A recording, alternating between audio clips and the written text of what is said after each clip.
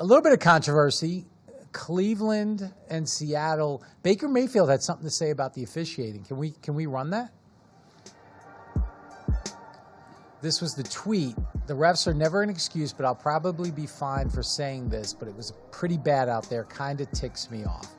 You had that game.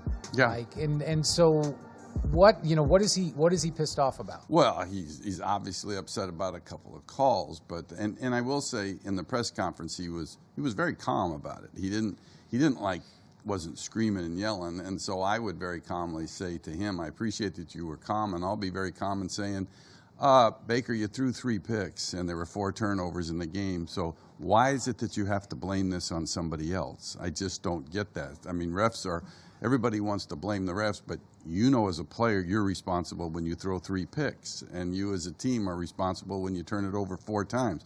And the only team I've seen win when they turned it over 5 times was San Francisco this year. So quit turning the ball over. And by the way, I won't get fined. Mikey Rulebooks laying the smackdown on Baker Mayfield. You can watch SmackDown on Fox every Friday night. There it goes. I knew you would get to that.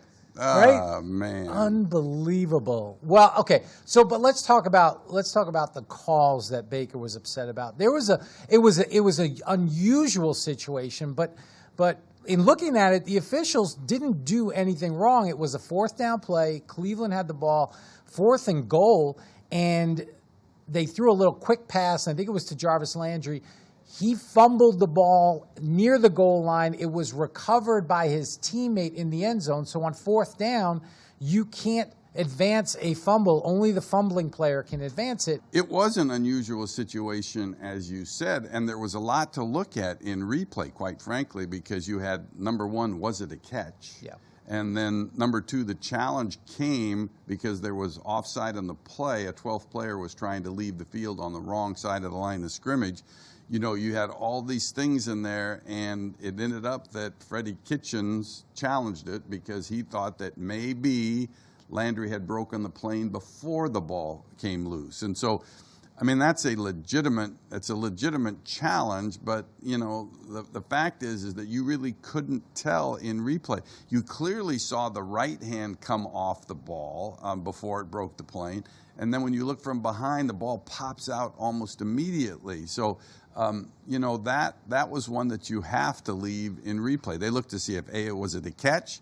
Landry got the ball, made a football move toward the goal line. So yes, that qualifies as a catch. And then yes, it qualifies as a fumble, but there wasn't any clear and obvious evidence to overturn it into the touchdown before the ball came loose. Now, they did go ahead and score on that play. Yeah. And I know Baker, my buddy, he referred to that one as another call he didn't like. So at Dean Blandino, I know it's not your game, but that blindside block call on Jarvis Landry is the worst call I've seen all season. I love the hyperbole when it's always the worst call they've seen all season. Look, it's not a correct call. This was a block where Jarvis is going upfield. You have a defender who's basically initiating the contact. He's moving not back or toward his goal line. He's actually throwing upfield and takes on that contact with his shoulder, and unfortunately it was flagged for a blindside block, which is a significant penalty, 15-yard penalty.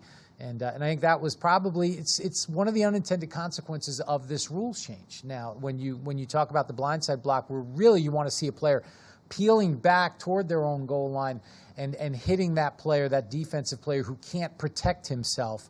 And this was a defensive player that could clearly see Landry was moving in his direction, and it was just really a legal block, and it was flagged. Yeah, and that you're right. It's one of the unintended consequences, because when you focus on something like that, not necessarily new, but you see a big collision and you automatically think blindside and not reviewable. Replay can't get involved with blindside blocks or certainly anything basically player safety. So Baker, you got a point on that one.